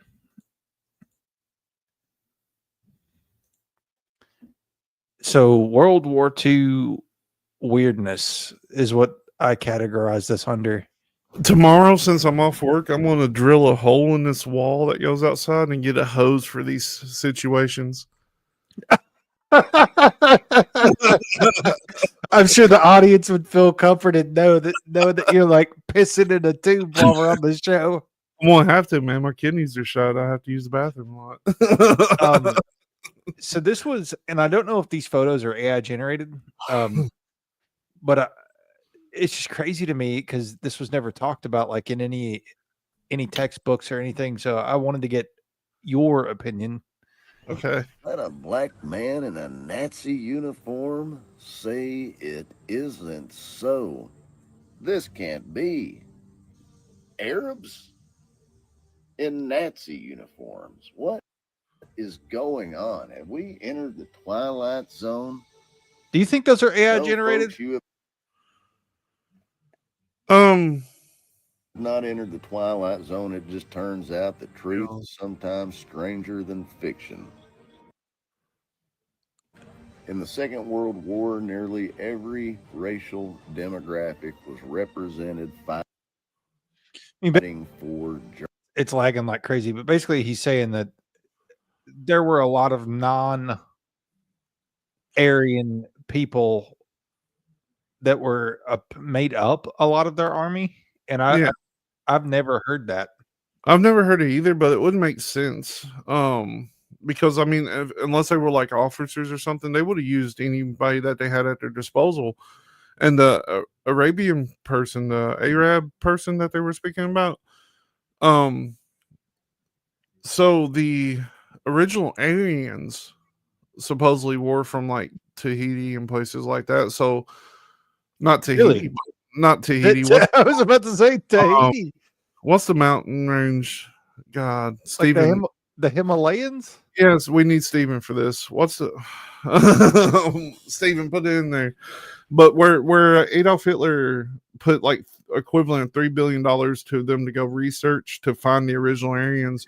The original Aryans were, not fair skinned. They were, Arabian people. Middle Eastern looking. So it kind of makes sense. And the African Americans, I feel like in Germany, the ones that were targeted were Jewish religion folks. So I think, they wanted the master race and everything, but they would have used anybody at their disposal, like African Americans or German. I don't know whether led to saying no to what you're saying now or no to pissing in a tube. The tube. I do what I gotta do. But yeah, I mean, it's possible, 100% possible. I just pasted the other two World War II videos in the chat. Okay, but this was like history stuff. Like this kind of stuff is what I'm saying. Like you're not going to see this kind of content anymore once we get this new censorship infrastructure in place. Yeah. Case in point, Inglourious Bastards. It's a movie, of course, but it's a reimagining of what happened during the World War with the Inglourious Bastards. There was a black man that worked at the cinema, and they didn't really think, that they didn't have him at the same standard they were at, but they didn't like try to. Yeah, they weren't like looking down on him or nothing. Well, they kind of did, but they wasn't trying to kill him or nothing. Yes. So yeah. All right. Let's see. What's this one? I don't know. Oh, this is the bunker where they had the what was it called? The UFO that they had. Oh, the bell? Yeah. And I think there's even a model still that they have in this bunker. Was it the bell or the Horton brothers thing? Hit it. I think it's the bell. Maybe I'm wrong. It's a short one. That's what your wife said. Look at that. Oh yeah. That's in the bunker. Yeah. And somebody pointed out that looks dangerously like Stonehenge. Mm-hmm. Yeah. Hit that again just to see the model that's in there. Yeah. So they're in the bunker, like this historic bunker where this technology allegedly was housed. Why would it be below a Stonehenge? Look at that model.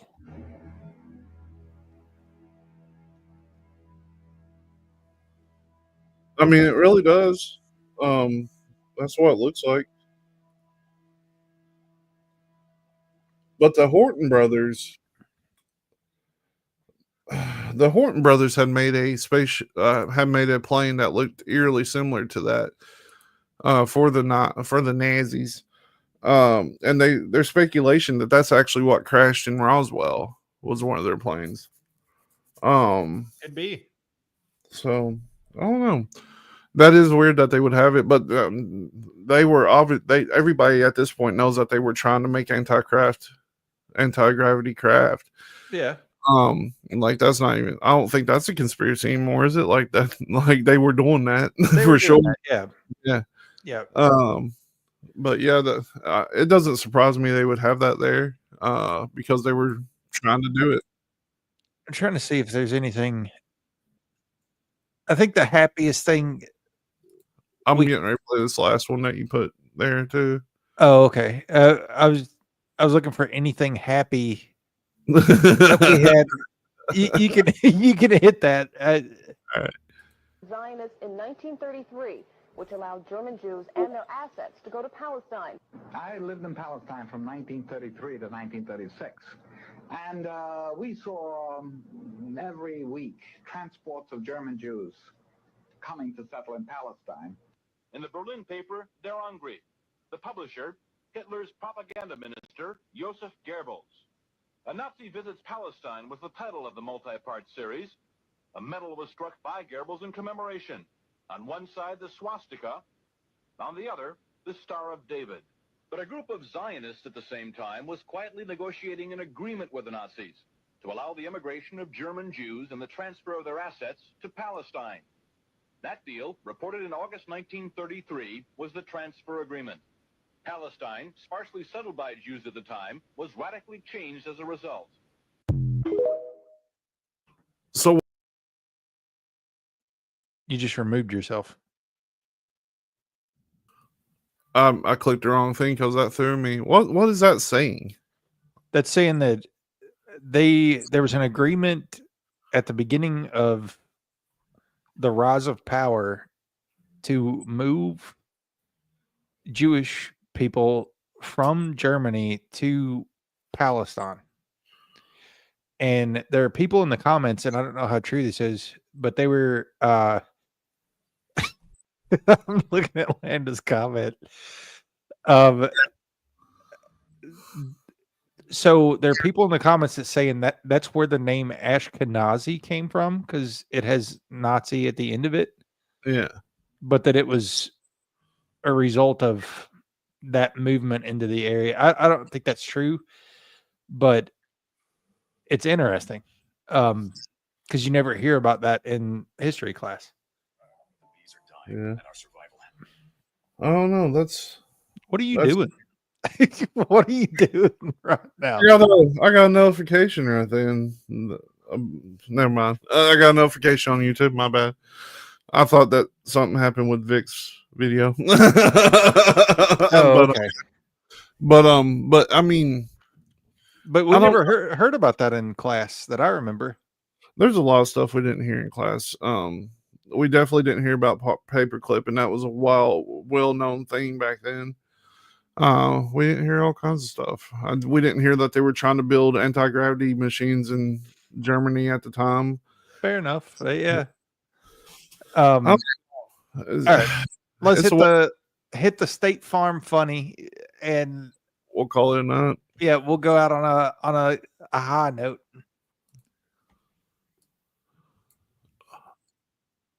Hypotenuse. I've been watching Key and Peele in the anticipation of Peele's the movie. Damn it. Let's see. There we go. I'll just start it from here. Like a good neighbor, State Farm got caught funneling money illegally into an Illinois Supreme Court justice's campaign fund through various charities so that he would overturn a verdict against them in Illinois for $1 billion for not filing claims for things that they should have filed claims for. And they got caught doing this and got hit with a RICO and got hit with $250 million fines. But they still made a profit of $750 million by not having to pay the initial verdict against them that was for $1.1 billion, and also they're still a company. How is this a thing? That should be the new State Farm jingle.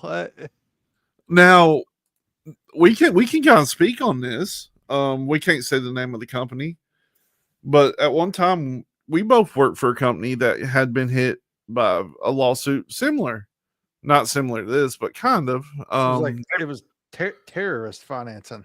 Yeah, they were apparently it was a worldwide company organization that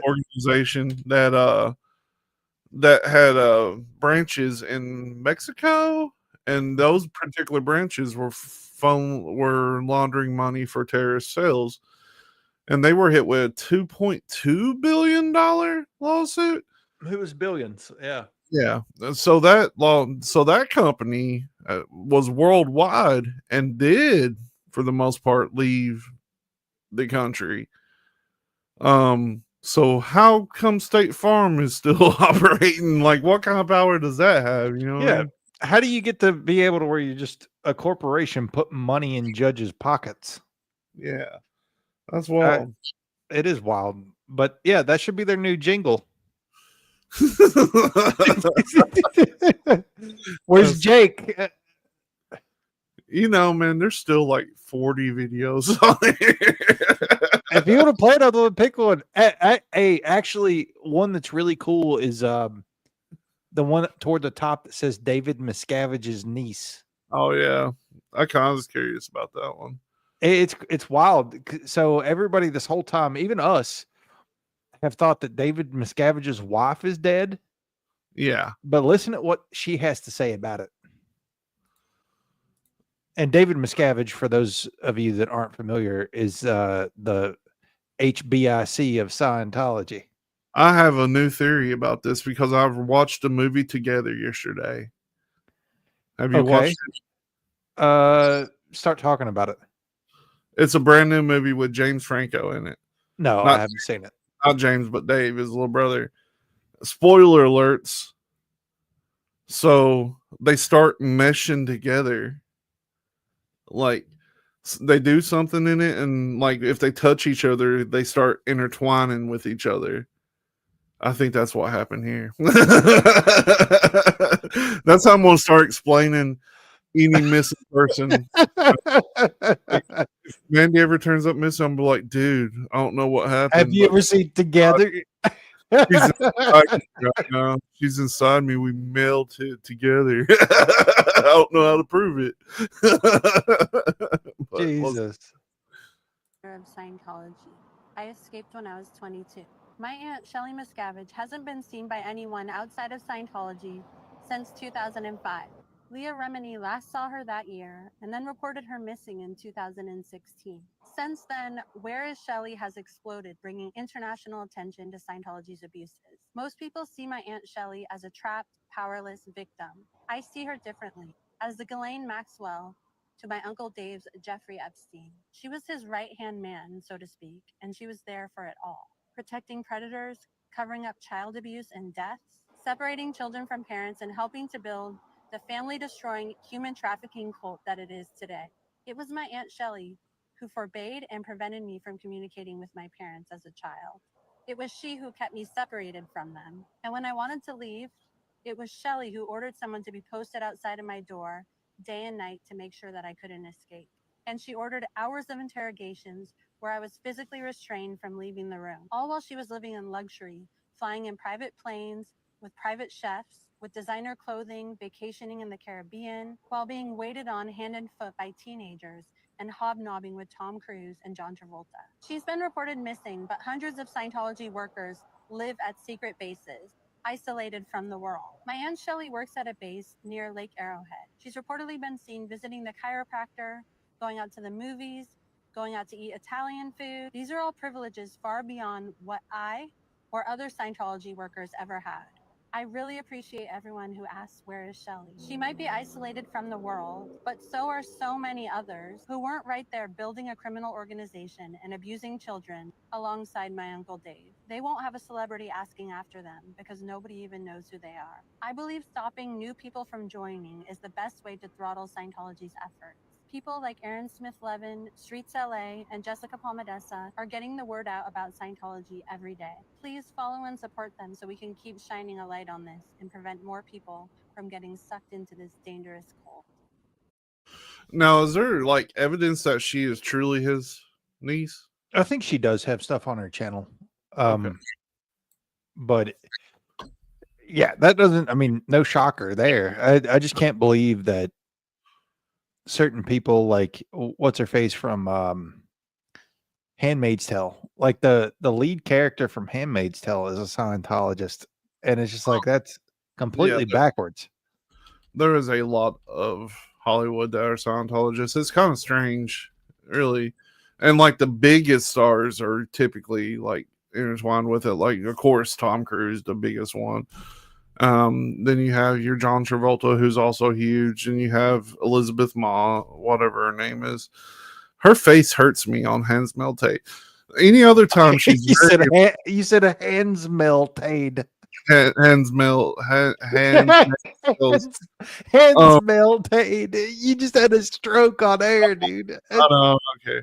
I'm tired. But like any other thing she's in, she's a very lovely lady. But on Handmaid's Tales, you know, at the end of every episode when they zoom in on her face, like it pains me. I'm like, why does she look like that? She got like one tooth hanging out. Yes, I know what you mean. But yeah.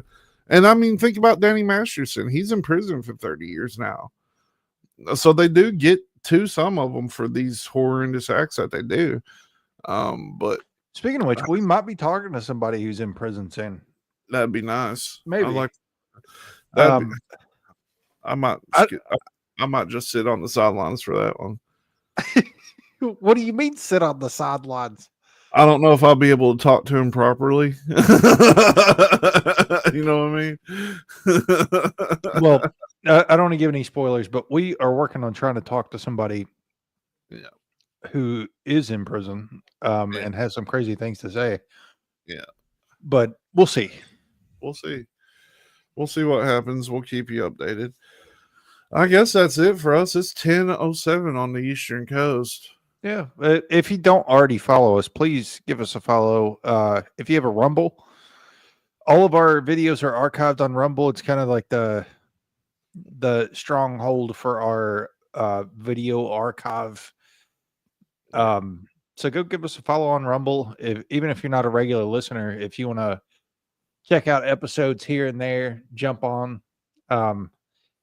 You know, maybe we'll be putting out a video about Helen Keller if you're interested in that kind of thing. Well, I just have to figure out. The Miracle Worker does kind of cover a lot, but I need to research how much in the Miracle Worker was created to make sense and how much of it was real. I just love that we caught a stray comment from Twitter. Just said, "What's the Miracle Worker?" Like that's the only comment. He's not wrong. They're not wrong. I mean, it does explain a lot, but I need to now know what was wrote for the movie and what was real. Because anytime they write movies, they're going to, of course, figure out, well, this is kind of missing in the like really what really happened. How do we fulfill this gap? You know, so and next week we're going to be talking to I have no idea what his name is, but he is we're doing Bigfoot and barbecue next Friday or next Saturday rather. And it is a Bigfoot researcher who was also a professional competition barbecuer. So we're going to be talking about food. We're going to be talking about cryptids, and it's going to be a welcome change of pace from this hellscape that we've been talking about the last little bit. It has to be. I'm stoked about that one. Everybody get your pork butts ready and give it a nice little slap for that one. Yeah. Good one. And I'll always Spencer Jameson. Thank you, Stephen. I didn't know if you were still listening or not. And is that one going to be Friday or Saturday? It'll be Saturday. All right. So tune back in next Friday at 7 p.m. Eastern for strange news you may not have just heard of on the mainstream. And then Saturday, we're going to be speaking with this Spencer Jameson fella about some pork Bigfoot. And how's in the Bigfoot. Yeah, and we should have our resident Bigfoot researcher Stephen Hill on. And Stephen also cooks like a madman, so we should be able to have some good food conversations. I might let Mandy fill in for me on that one because she's the cook in this house. the hand tell maids. Yeah, I might just sit in there and play wrestling while she's in here doing this. But yeah, go ahead, like, subscribe, go buy you some honey from 4rbs.com with the promo code WITF. You're about ready to see a commercial for that as well. And thank you all for watching us, because we are watching you. Follow the show. The bees are dying, and our survival hangs in the balance. In the past year, over 70% of U.S. bee colonies, more than 1.1 million hives, were lost, marking the worst collapse on record. At 4RBs, we're fighting back with our breakthrough PureWave cell, a quantum frequency device crafted with 48,000 Gauss rare earth magnets in the shape of the flower of life. When placed inside a beehive, it delivers remarkable results. Colonies grow 2 to 3 times larger, honey production soars, pesticide and antibiotic use drops to zero, colony collapse nearly vanishes, and queen replacements plummet. Every purchase also supports our beekeeper program, providing free PureWave cells to small beekeepers worldwide. Rebuilding life one hive at a time. Join the fight today and buy a jar of PureWave honey, or even one of the cells used by the beekeepers. Use code WITF for 20% off at 4rbs.com. And if you're listening on audio only, that's the number 4, letter R, bees.com.